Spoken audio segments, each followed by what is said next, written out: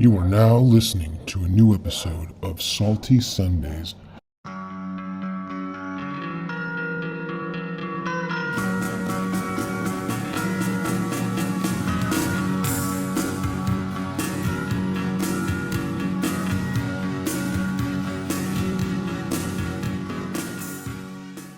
Oh, right on. Well, hi. Hello, we got Evan Vest in the house. Hi, everybody. Salty Sundays family. Of course. It's great to be here. Yeah, Eureka comedian. Absolutely. Are you from Eureka originally? No, actually, I was in Crescent City for a while. I was in Crescent City up until about my sophomore year of high school. Oh, damn. Okay. Yeah. Okay. So I lived out here for a while, kind of up and down the coast, but I've been in Humboldt for almost decade now. Damn. But yeah, it started because it's the comedy club down there is Savage Henry Comedy Club. Look Shout it out up. to them. But they're originally a magazine, and the magazine was up and down the West Coast. So the first Savage Henry magazine I ever found was in Crescent City at 9th Street Liquors. Also, look it up. Great place. Right down the road. Just right down the road right here. Yeah, and that got me into like writing comedy, and then started performing it in Humboldt. But yeah, Crescent City is it's where a lot of my comedy roots took place. Yeah. Damn. So you've been up there for 10 years now. Yeah. I mean, when I go down there, it kind of seems like you're like almost like one of the main guys at Savage Henry's, you know? Kind of seems like you're kind of putting a lot of stuff together down there. Yeah, for sure. It's been a long, interesting adventure being with Savage Henry for 10 years now, and I am very involved still. The club's been open for 3 years now. Okay. We're going on. Well, no, we're going on actually 4 years, which is really cool. Post-pandemic. Yeah. We actually worked open through the pandemic. We did shows in the parking lot, Nice. out in the back, and people just sat in their cars. Where comedy happens. Yeah. And where it's meant to happen, in the parking lot in your car. Yeah, absolutely. That's where I write all my Rough jokes. times. Yeah, those were crazy times. We're all down bad back in those days. We were down, we were down bad inside. Yeah.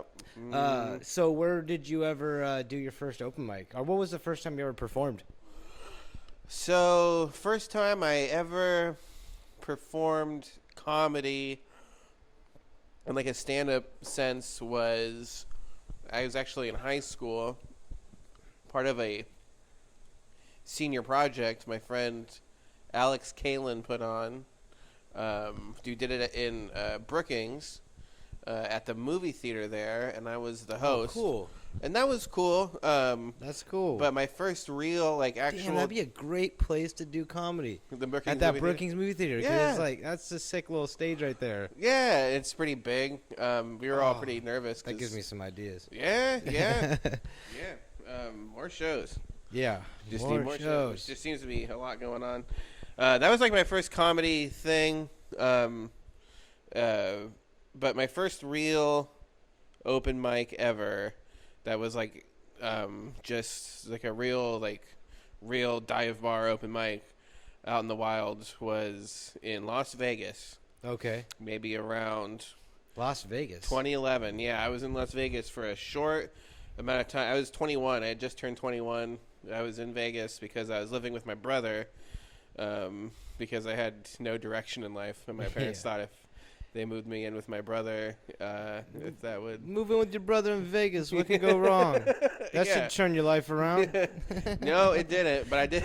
It did not help at all. But I did do a open mic at, I believe the bar is called Mulligan's. Mulligan's. Yeah, and I bombed. Oh my God, did I bomb? I mean, it was great to bomb that way. A few people laughed, which is great, but it was pretty How big was the bad. crowd? It was a pretty standard, bar crowd. So, I mean, there was probably 20-ish people maybe paying attention.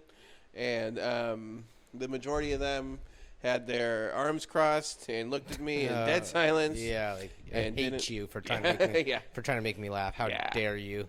I mean, it was fine. Everyone there was bombing, which I didn't know It was definitely like a crash course in how stand-up comedy actually is in the real world, Right. and not like how it's portrayed on TV. Because every time you see it on TV, it looks easy. TV makes comedy look really just easy. go up there and make a couple chuckles. How hard could that be? Yeah. No, I know. Yeah. So 10 years later, you're still getting after it. Yeah. Do you feel like you're kind of so you do a lot of shows in Eureka, but beyond that, are you venturing down south? Are you going Santa Rosa or Sacramento or stuff like that? Yeah, absolutely. Right now, me and my fiance, who is Brandy Laura, also pretty popular comedian Shout in out, Eureka. Brandy. Yeah, I've seen her perform at the open mic and the I think she did the Christmas. And yeah, By the way, she's it's like pretty co-host of the fun. Christmas show that you were a part of last December. Y'all are heckin' funny. Yeah, thank you. We have a fun time.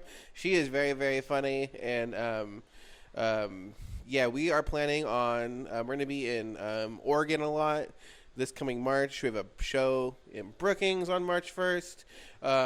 Eugene, I'm very Brookings, March 1st? Yeah, Brookings on March 1st. I think you Wait. No, yeah, so wait, so is that the one I heard about a show going on in Brookings in March? A guy kind of throwing something together up there. Yeah, Jason Liddell. Yeah, it's like he does like performance art, right? Like he kind of runs like a actors thing up there. Yeah, he runs a theater company. Okay, gotcha. Three Penny Theater Company. Another great thing. Yeah, it's a great thing to look up. The new outfit. They're great. And he's running a comedy pro-am on March 1st in Brookings, Oregon. Yeah. He said that some Crescent City guys were. Yeah, two of my buddies are going up there. Are they? Okay, yeah, cool. I had been asked, reached out to, but I don't know what the holdup was. Maybe I was just being just being typical, putting shit off till later. Well, yeah, I mean, I'm sure you're in high demand. Just a lot of offers to sort through. Right? Yeah, like at least one every month. It's a good start. So that's cool. So you got that in Brookings, and you were saying beyond that. Yeah, we got stuff in Eugene and Portland coming up. Yeah. Eugene specifically, I love Eugene. I also feel like I'm fairly well known in that community. I'm great friends with like a lot of people in the Eugene comedy scene. Nice. Eugene has a lot of great stuff. Great middle and then ground for comedy. Yeah, absolutely. Portland, a lot of really cool comedians in Portland, and then tight-lipped up there. It seems. Yeah. Got to be more careful, I guess you say. Yeah, a little bit. And then Portland. And then we are going down south. We try to perform last year we did some shows in the Bay Area. That's fun. Yeah. I did some shows farther down south in California, and those are cool. Nice. So definitely up and down the West Coast. And I'm hoping to maybe branch out more like eastward. I haven't really done like anything in like the Midwest or like the South or anything, or the East Coast. Oh, yeah. So Arizona's great. I mean, it's far from here, I guess, but Arizona's great comedy scene. Nevada, I'm sure, has a great comedy scene. I mean, just kind of at least getting a little bit. A little bit into the inland more. Reno, I know Reno's really fun. There's actually a lot of fun comedians in Reno, and like that's where Drake is from, the guy who hosts the open mic here. Oh, Drake Nelson. I thought you meant the rapper. Yeah, I thought he was Canadian. Canadian, the old Canadian bagpipe. If you've seen his recent videos, so he's got that long. Anyway, so Drake Nelson, he's from Reno, or at least that's where he got his come up in comedy, and so he knows all about that comedy scene out there. We're actually having a show. You're going to be on a show up here. We have a show. It's coming out in April. It's going to be at Porta Pints. We're going to have about 6 people performing. Nice. A little bit different, less of a conventional style, like where you have an opener, and stuff. We're just going to have 6 to 7 10-minute sets, and maybe 2 12-minute sets, something like that. But it's going to be a little different. Just, I don't know. Yeah. Keep it interesting. No, the push for comedy here has been cool to see, especially here in Crescent City, because that was pretty much the main reason why I started doing comedy in Humboldt. When I originally started doing open mics in Humboldt, I was still living in Brookings, and I would actually take a bus. I had no car, so I would take a bus from Brookings all the way to Humboldt because it was the only place doing open mics, the only place I could even begin to like pursue my craft. But that's pretty cool, though. That's dedication. I'm also very lazy. I didn't want to go to like LA or I didn't want to like move anywhere. I wanted to like do comedy but not have to like move too far. So I would just schedule all my time off around just being in Humboldt, and they're like, you should just live here. And I said, all right. And so moved to Humboldt. But it's great seeing more comedy here in Crescent City and Brookings. Just having it kind of like, stuff happening. Yeah, absolutely. Savage Henry's is awesome. I know I went there for the first time. It was my wife's birthday, and we were celebrating her birthday, and it just happened to be on a Wednesday, and y'all were doing the open mic over there, and everyone you're like, who is this new guy? And then turns out we had like a weird connection through through a lady. I can't remember her name. But that was interesting, and everyone there is super welcoming, and it's just such a cool place. I mean, just has good vibes, I feel like. Yeah. It's we're super proud of it. It's been a very interesting, just the whole the Humboldt comedy scene has been pretty fascinating to be a part of because it's been a pretty slow build overall. It started, well, the owner of Savage Henry Comedy Club is Chris Durant, who is also the founder of the magazine, Savage Henry Magazine. Oh, is he the guy I met at the Christmas show? Kind of tall, maybe had a leather jacket on. I feel like he had a leather jacket on. That's potentially he was behind. He would have been behind the bar. Yeah, he was the guy behind the bar. Yeah, absolutely. That was pretty cool. Yeah. He's also the main bartender over there. He's great, and then the magazine, which if you've been around this area for a while, anyone happen to be listening from the Crescent City or this kind of this side of the world, you've probably seen the magazine years ago in like dispensaries and bars and stuff. And he started doing comedy shows to kind of like help finance the magazine. Okay. Like almost like more than a decade ago. And then through that, the actual comedy scene in Humboldt started to really blossom. And then I probably got there 2014, 2015. Yeah. I think I started writing for the magazine in 2014. Oh, that's cool. And started actually doing comedy out there in 2015. It's a cool gig right there. Yeah, it was rad. And it was all pretty much because Chris got fired from the Times Standard newspaper in Eureka. So he was just like Times Standard. Yeah, those bastards. They're still around? Yeah. No, they're. Is that the main newspaper there? It's the main print newspaper. I feel like Lost Coast most people will go get their news from Lost Coast Outpost. Shout out Andrew Goff, good friend of mine. And what about K-Fug Radio? K-Fug, that's here, I think, right? Is that Crescent City? Oh, sorry. That's actually my producer. Actually works for K-Fug. K-Slug. K-Slug. Yep. K-Slug is makes sense. Very, very. When I moved here, and I was just like looking for, I don't know. I just found that radio station, and I was like, dude, this is like the coolest like indie rock music that you could find, and it was just all on this local. Back in Phoenix, they didn't have anything like that as far as I was aware. Right. Like on the major, radio channels, at least that I was aware of. But actually, my producer Rory, he was when he told me that Savage Henry used to be a magazine because he actually has a copy of one. Or something like that. I can't remember how the story went, but yeah. So you wrote for them for a while? Yeah. I was writing for them and doing their open mics. They were advertising open mics in the magazine, and I was like, I might as well go like check it out because I hadn't even met Chris or anybody else involved in the magazine in person at all. I was just writing, and it was just a back and forth like email.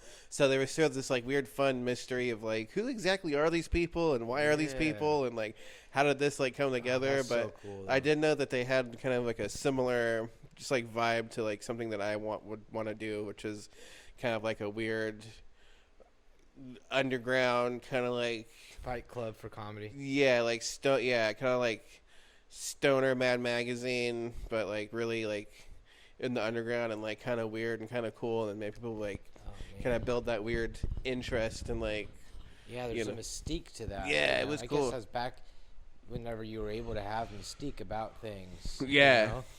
Yeah, I was just like, it was just like, I just was like, who like are these people, and like how did this come together? But they're very accepting of my writing, which was at that point huge, because I just wasn't really doing much at all, and I kind of had like this fear that I was going into like a creative dip, so to speak. So like being able to write just like a short, silly thing for the magazine kind of like pushed me to like do more. And then I was like, well, I'm gonna start doing their open mics. And then just seeing the way it's like branched out. And then I mean, I've been friends with like a lot of those people. Josh Barnes, Trevor Lockwood, all these really great Baseball Robbie, who I just opened for last night. I mean, it's been like a decade of, being friends with these people, which is great. It's it's just absolutely, and we're still building momentum, and it's just cool to be part of like I think it's actually probably just almost still just in the beginning stages, because stand-up comedy and value and entertainment in general is only going to get increased. Like, it's going to be more popular. It's going to be more in demand. Like, so I think we're just looking at the beginning of what will be, which is cool that you got in way before that was even, you caught the wave early, which is nice, because now you can kind of see the bigger picture and kind of see. Yeah. Like, I think like a lot of people these days kind of have a misconception about comedy.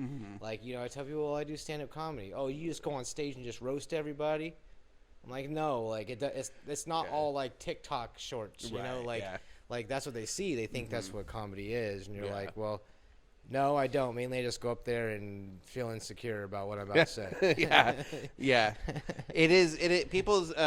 People's perceptions of comedy are interesting, and I have to remind myself that I just have a lot more frame of reference and context than like other people do, and I can kind of understand why, but I do think we are kind of experiencing what would be called like another kind of like comedy boom, so to speak, but it's a lot different than like looking at like comedy history. There's been like other booms in the past, particularly like in the 80s. That was like a huge one, where it got like really popular again, and was like a huge source of like entertainment, which would have been a crazy time, because that's like back in the days where there's comedy clubs all over. Not so much anymore. A comedy club is more, you have like your corporate ones like Laugh Factory, Comedy Store is still around, and then your like little satellite clubs like ours,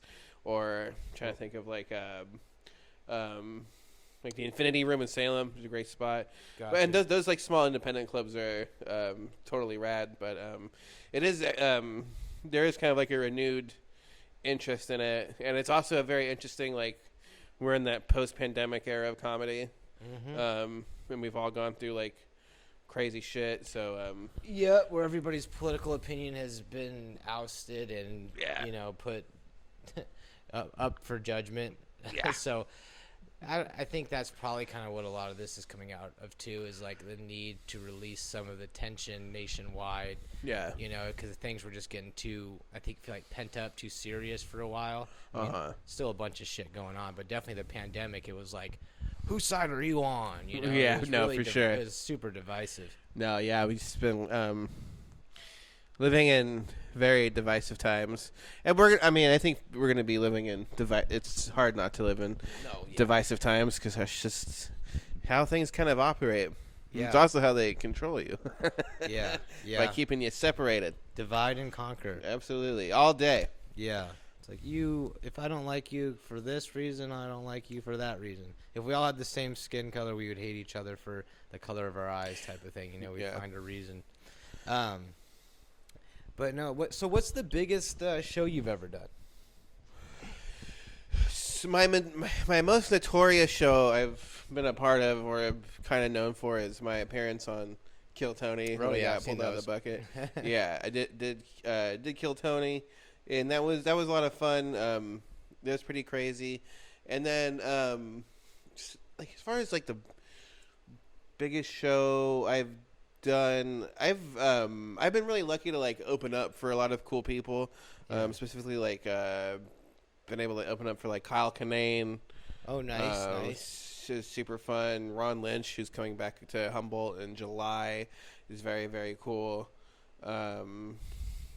So like getting it to open up for those guys is really cool. And then we have our comedy festival every year in October, which I'm always a part of. And I got to do last year. I have a show called Double Trouble. Which I don't think have I had you on Double Trouble yet?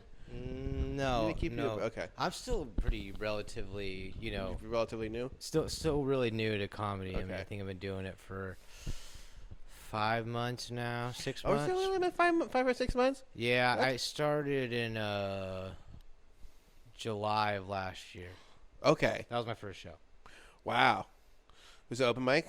No, it was an actual show opening up for, do you know who Jason Collings is? Not really. So he was, he's been on The Fire and the Kid. Okay. He's part of that LA comedy scene. Okay. He was doing a show at Elk Valley Casino, and Drake Nelson, a couple weeks earlier, he had just divulged to me that he was a stand-up comedian. I said, "Oh, I've always been interested in that. I've even tried to write a couple sets, but nowhere to perform, that kind of thing, no direction." So he says, "Oh, start writing."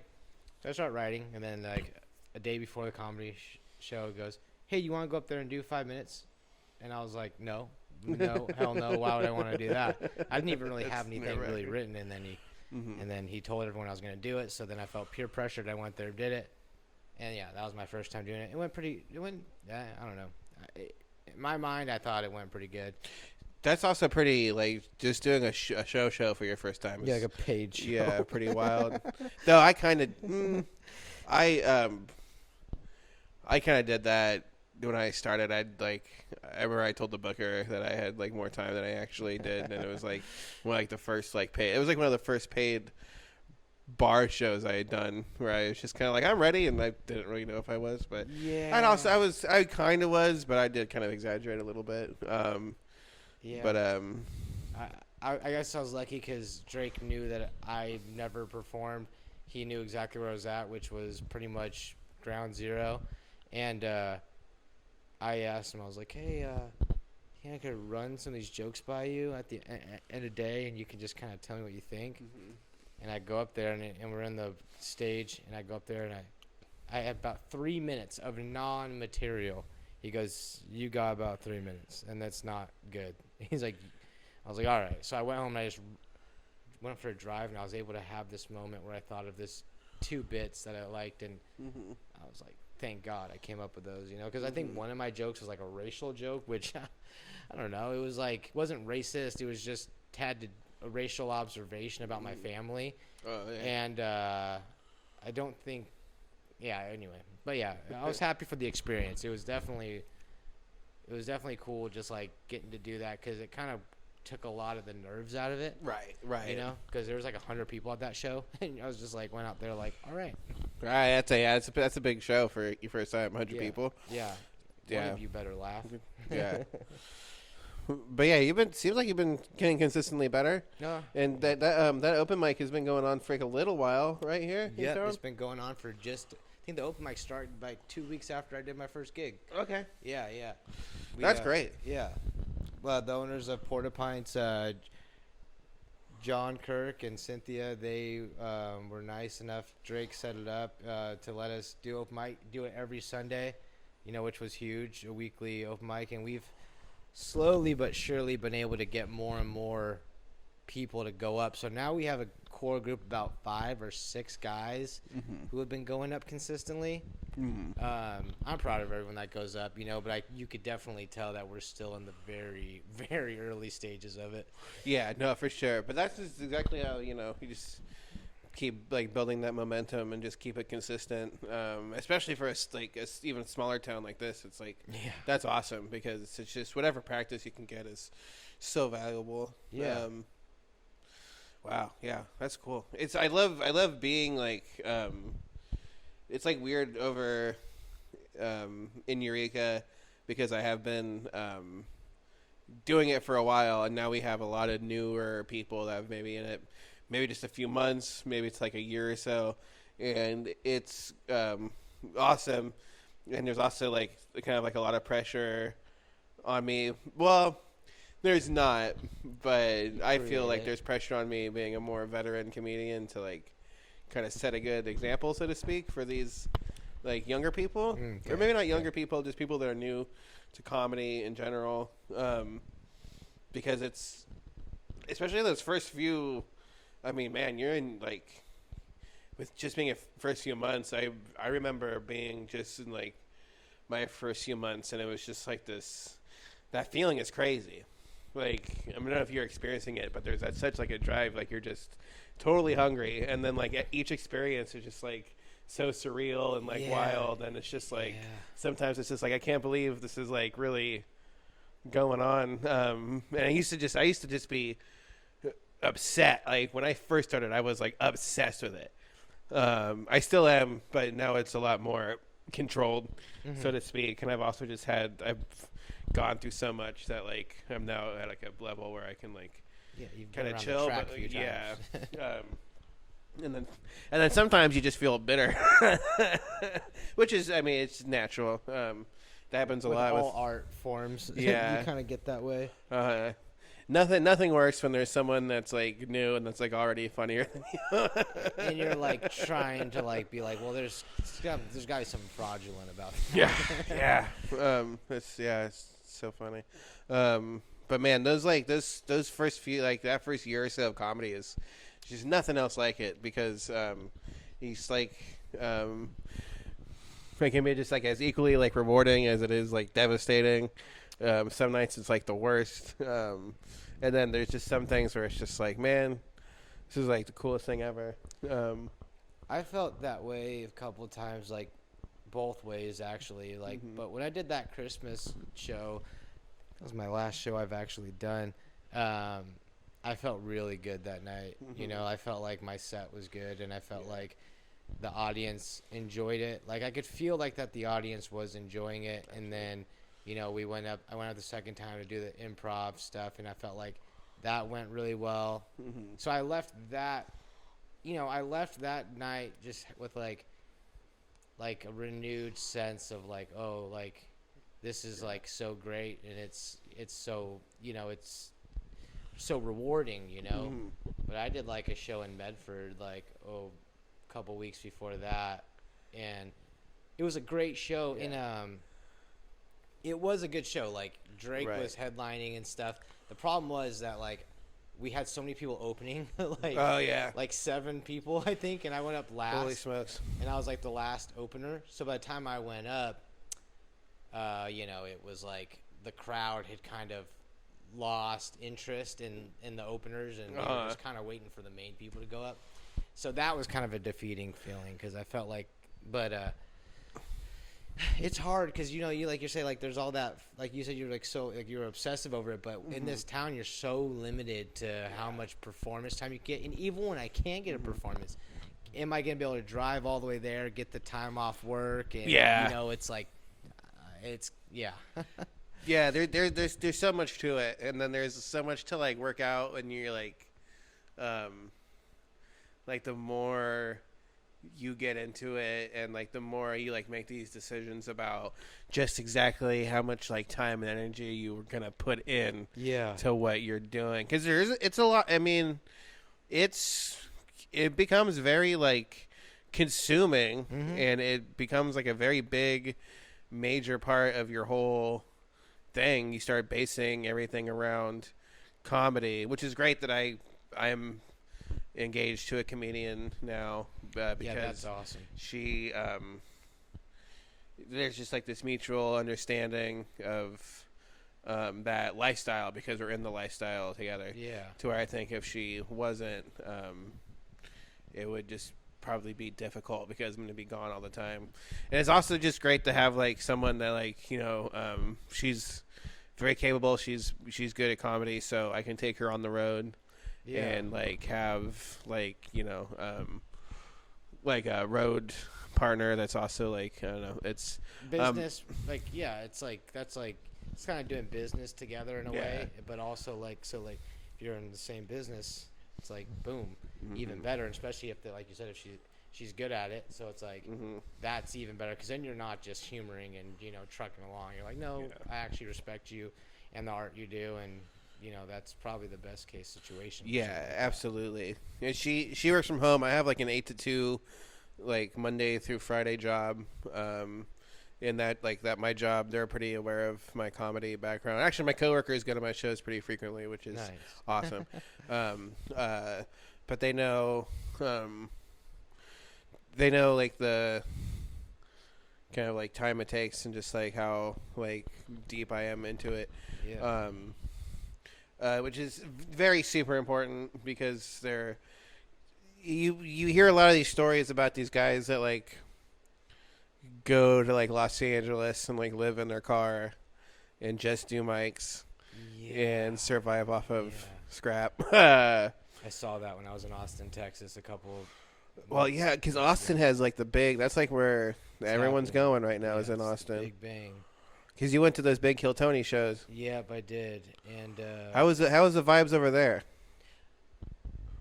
I don't know. I loved the Kill Tony show. Yeah, like that was amazing. Fun. So I get there, right, and I'm obviously gonna try to sign up, right? I get there at 6:02. Go to sign up booth. They stop taking sign-ups at 6:00. Oh no! There's absolute dicks to me. Oh, they're like, my gosh. No, you're not gonna do it. You're not signing up. I'm like, I was like, sign up. It's like sign up stopped at 6. I'm like, it's 6:02, 6:03 right now, and they're like, yeah.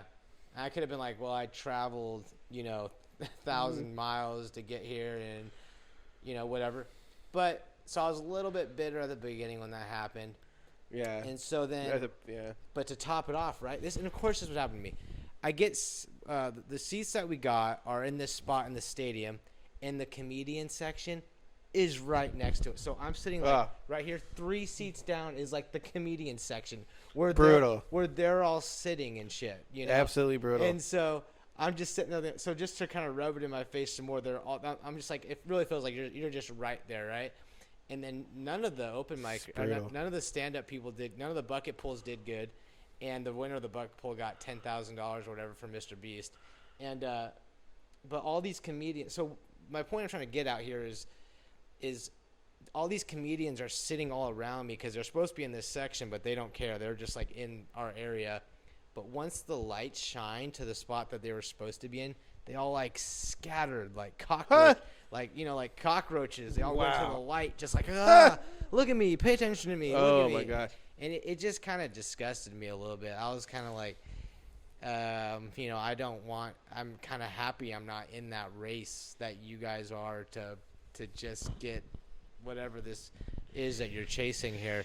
And then I even went to Red Band's club, the Sunset Strip, ATX. Oh, yeah. I did the open mic there, and that was brutal, dude. Was it bad? It was bad. So oh, my goodness. The vibes were complete ass because no one was buying drinks.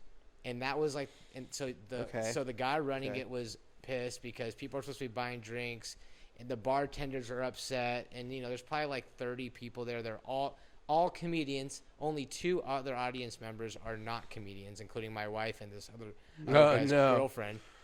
Oh no! So nobody's laughing at anybody's jokes. In the beginning, I'm trying to laugh at people's jokes just to kind of get some energy going. Yeah.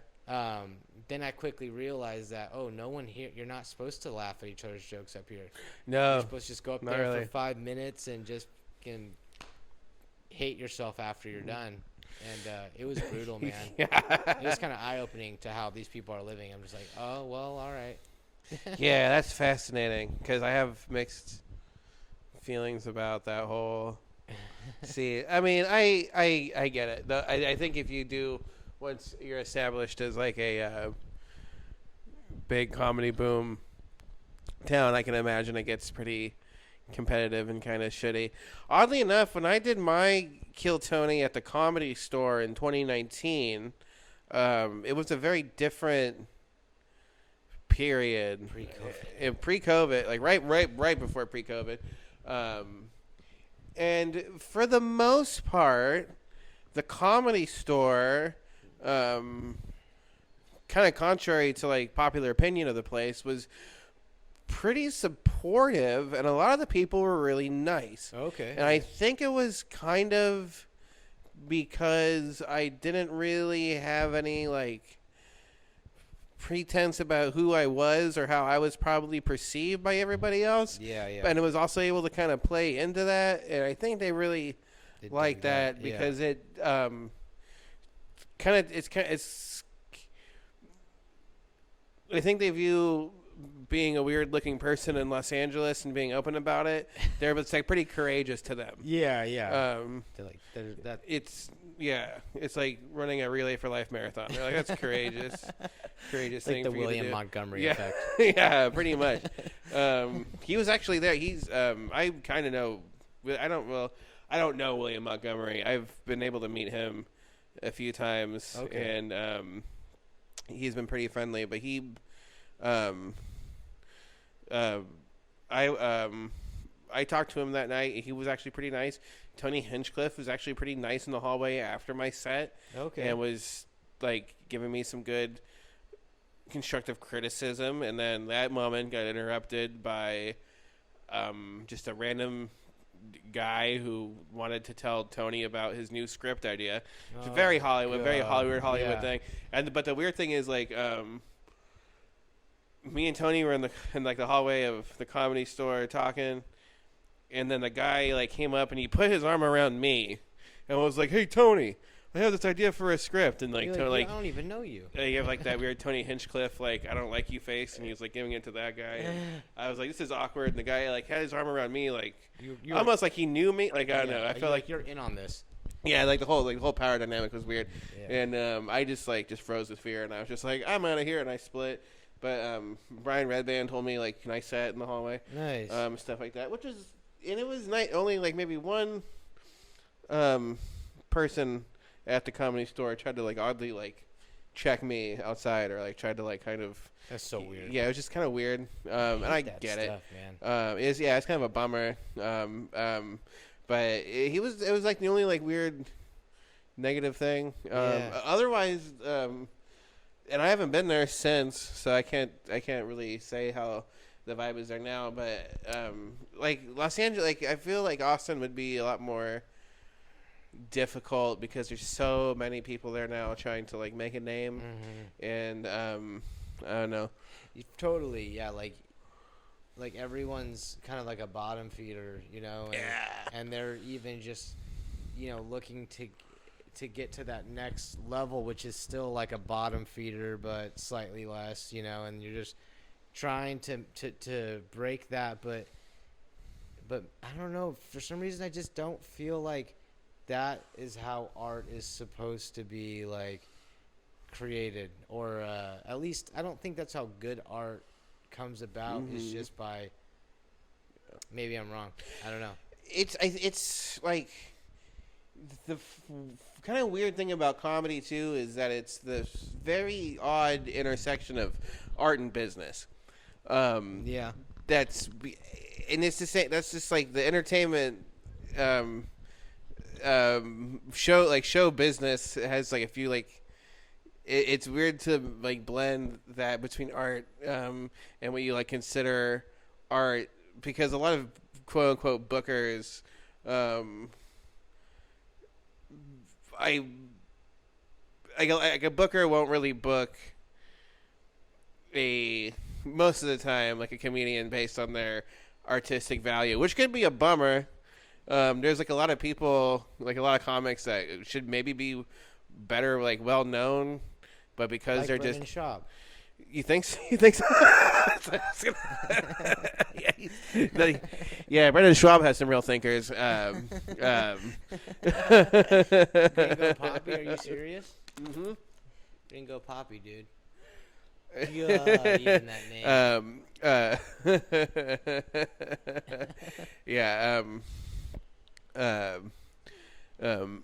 Yeah, I love Brendan Schwab's musings on transcendentalism. Oh, dude, yeah, his Walden's Pond interpretation is brilliant. The way he breaks it down while playing the violin. I mean, I think of like Ron Lynch, who we have up in July. He's been like on Adventure Time and stuff, like Bob's Burgers. But as far as like his stand up goes, just hard to like. Just maybe like what some of the most like creative, innovative stand up that they're more like they're like bits he does. He's not really a person that tells jokes, but he'll do like these weird just ideas, like more like he like his comedy is like just like they're like like he has a whole bit about where he does like a lot of like voiceover stuff where he has like an audio file play. And he will be like he'll be like a robot, and so he's like actually not talking, but he like does like the robot thing, and he like the whole bit is like you're at Disneyland and that comedy is dead, and then there's like a robot show which like tells you the history of comedy, and the whole thing is just like so like smart, idea, but like just so like so, and you can just tell that there's you wouldn't like be like, oh, I'm booking this guy for I mean MSG but it absolutely kills, but it's not. I mean, but like the business side of it is like you want people that are gonna draw money. And kind of like appeal to more of a, which I'm not saying that Ron Lynch doesn't. He's very successful in his own weird ways, but that is kind of like the weird. It's like there's like a weird like split between comedians kind of more like that, and then you have like people like Shane Gillis, who I think Shane Gillis came to my mind when we were having this discussion. Like Shane Gillis, like he's at that perfect like for a business person, that is like the ultimate person. It's just straight money. Yeah, and he's also very creative in the way he like writes jokes and decides to like. I mean. I like Shane Gillis's comedy. Especially when he talks about it. I think he has great like. I love when he talks about his family and just like the way he handles it. When he talks about historical things, I mean, that's why I respect. I like Shane Gillis and I respect him because he's actually very well read. He actually cares a lot about history, and so it's not just like he's like a little more depth to him, but what what you hear, it can be digested, whether you're, just average listener or you're actually like know your stuff. Yeah, no, for sure. So it's a very interesting time in comedy, and the more you like look into it, the more wild. Like comedy is actually a pretty big world. It's a small world too. Oddly enough, it's like a weird combo, but there's just so many comedians right now. It's overwhelming, and a lot of good ones. Yeah. So a lot of good ones, and each like comedy scene, each city is like so different. Each like area of the world, and I that's why I'm really proud of what we're doing at Savage right now, because I feel like we really have like this kind of like our own like unique thing going with like our comedy scene, who has like a very kind of like between like me and like Josh. I just feel like it's like I feel like our scene and like the scenes out here that are growing have like, for a small town, there's just so many different kinds of comedians. Yep. Because me and Josh aren't like very similar in how we in our comedy, but we're like very good friends. Yeah. And I think it just gives like an audience like a good variety. But I'm always surprised by like just the different kinds of comedy I see, and just like how people do it and what they do with it. Yeah. How they write jokes. It's super fascinating. There's a certain uniqueness about the area between Eureka and Brookings, just south of Eureka or whatever, but that is so like disenfranchised from the rest of the coastline that absolutely. And there's a lot of pain and there's a lot of darkness that isn't typically associated with Oregon coast or California coast, and it's like, I don't know, there's just something there that it's like perfect almost just to be overshadowed and kind of be out of the mainstream enough to be able to have a unique, fresh perspective, right? Yeah. It's like, because if we were just like San Francisco or LA would just kind of be classic tropes of those areas, or Portland. It's like, absolutely. We're kind of our own thing here, I think. Yeah. You know? It's like we have these beautiful redwood trees and meth plenty. Yep, you know? absolutely. It's like you either make your living doing crime or you work for the prison. Exactly. Either way, you're having gay sex. Pretty much. That's how we do it out here in Crescent City. Oh, damn, we're doing pretty good. We're at about 45 right now. 45 minutes? Yeah, we can we'll hang out for a little bit longer. But yeah, no, I'm super. Yeah, tonight should be fun. I'm excited to check out this open mic down here at Porta Pines. I haven't done comedy in Crescent City since it's been about a few years. Yeah. We did have a small. My friend Nando Molina, who's a pretty well-known Eureka comic. Okay. Down there. He had a show. He had a monthly show for a little while at Enoteca. Oh, God. I remember. And those shows were kind of fun. We actually got Billy Wayne Davis out here one time here out in Crescent City, which was really fun.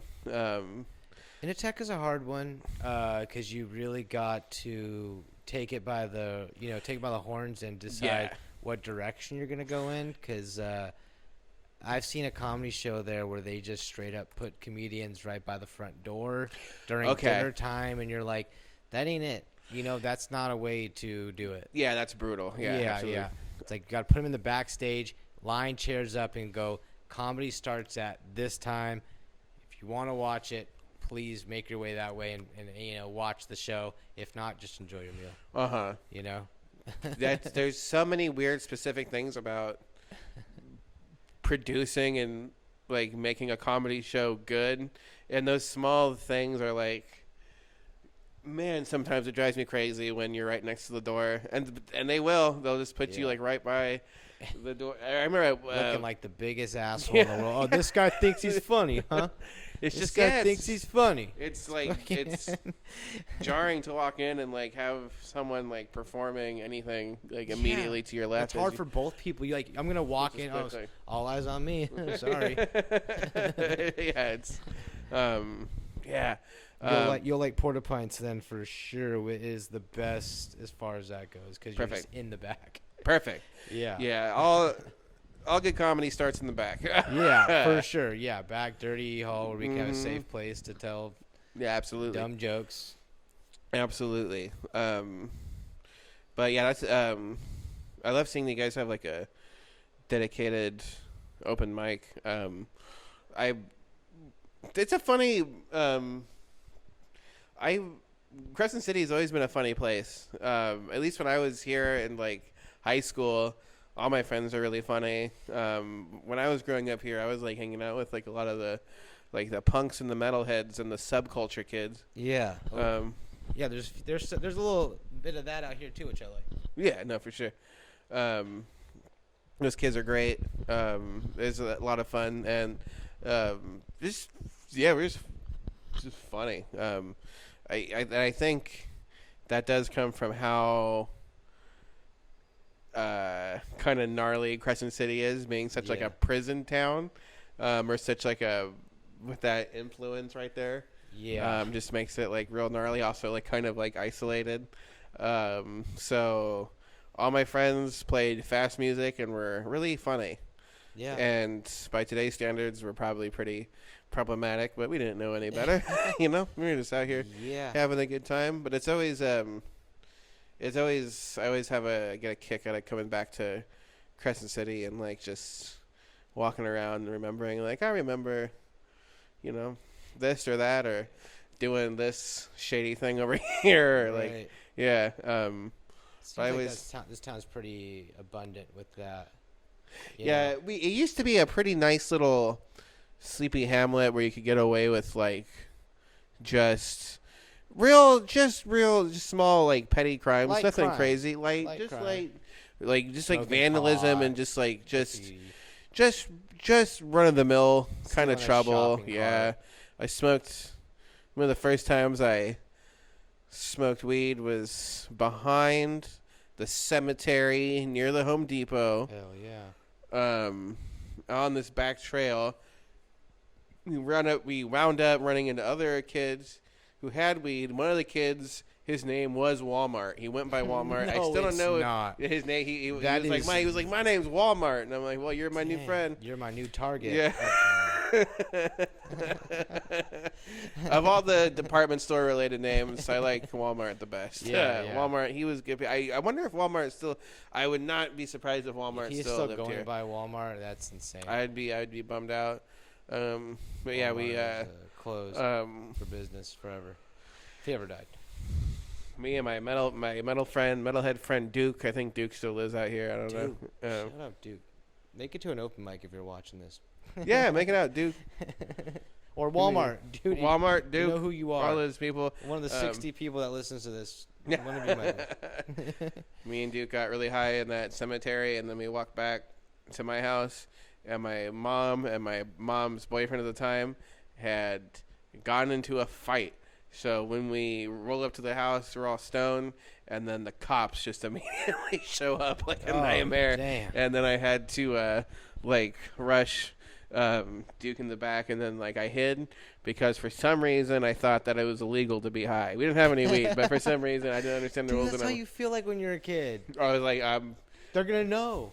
You know. I was like, my state of existence is illegal right now. I'm currently breaking the law by being high. It was just weird. So true. I used to feel like that every day freshman year. So I love Crescent City. I'm just glad that there's more stuff going on in general, and that we're becoming, Hopefully you'll be able to do your first actual show in Crescent City in a while. Yeah. In April. That's going to be a good one. We're going to be promoting that as time goes on here, as we get into March. Yeah. But that'll be cool, man. Yeah, absolutely. Yeah, man. It's nice to have Eureka down there, because what you guys are doing down there, it's like, if I ever want to go and get a piece of something bigger, I don't have to go to Medford. Though the Medford comedy scene seems pretty growing too, like Casey and all them, what they're doing out there. Nick Meyer. I do know Nick Meyer a little bit, yeah. Nick Meyer's probably also going to be the other out-of-town guy at our show in April. Perfect. Which rad. I find that guy to be hilarious. I see him everywhere, and I don't know. We're connected on social media and stuff, and have we've talked before about tentative plans, but have not worked with him yet. But I see him on posters all the time, so he's got to be good. I gotta imagine he has at least one good joke. More but no, posters I'm super stoked to to work with him finally, and just get more comedy kind of going. Medford does have. I remember I performed in Medford a while, and even back a few years ago, they had comics. Trying to remember who was. I remember Bridget. I don't know if Bridget's still doing comedy in Medford. Is that a name that's familiar? Only two names I remember are Nick Meyer and Casey. Casey. His last name is Casey. It starts with an M. I'm not the greatest at. Sorry, Casey Meyer, Nick Meyer, Casey Meyer, yeah, they're all Fred Meyer. Fred Meyer. They're all the Meyer family. It's all Oregon related. Oscar Meyer. Casey Moran. Yeah, Casey Moran. Okay. That guy's awesome. I have heard that name. He's actually the guy who got me the show there and hooked me up. That was at I can't remember what that place is called. It was a bar, and it wasn't the old. Was it Johnny Rockets? I don't know. No, it maybe wasn't not. Johnny Rockets. It was okay. That's right. It was the Kitten Whistler. Very good. I hope it wasn't called the Kitten Whistler. Me too. It was called, because I only have done so many shows. It was called Trophy Club Medford. Shout out to them. Shout out to Trophy Club Medford, and shout out any venue that's allowing comedy in a small town to foster not only local comedic talent, but just having, I think it's just a staple of having a thing to do is just some good stand-up comedy. Yeah. And thankfully it's becoming more of, it's more popular now. Yep. I mean, it's always been popular, but now it's damn near a necessity at this point. I think so. I think so. Go out and laugh. Absolutely. Well, sweet. shoot. Is there anything you want to shout out or mention or tell the people that might be listening? Yeah. So, as we said, March 1st in Brookings, Oregon, starting around 9 o'clock at the Oxenfree downtown. The Oxenfree in downtown, beautiful downtown Brookings, Oregon. Me and my beautiful fiance will be the feature headliner at that show. Also, we got Chloe Rosenthal from Los Angeles, also funny comedian and actress, will be there. Some people from here, some Crescent City people. Kane, MC Kane. Producer of this show, will be there, and so will Michael Cordova. Michael Cordova will be there, so that's going to be a lot of fun. It's gonna be action packed. Yeah, I am. I have a few headlining shows coming up. I believe it's March 8th in Eugene. I got a show March 9th in Portland. I'm headlining the comedy club very soon. Every month on the first Thursday of every month, I do my show Double Trouble.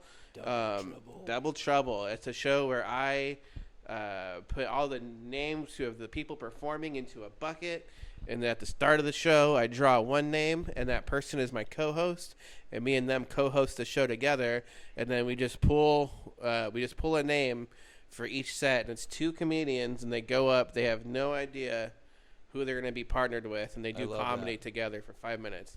It always gets very weird, very awkward, but I've been having a lot of success with that, and so that's every Thursday at Savage Henry Comedy Club, 415 Fifth Street in Eureka. 415, only 5 away. So yeah, that's fun. I'm going to be also taking that show out on the road. Evan Vest on my Instagram, where I'm always updating my shows and everything. But yeah, support local comedy, guys. All right. Well, thank you guys for tuning in for another episode, and we'll see y'all when we see you. Yes, Peace. absolutely.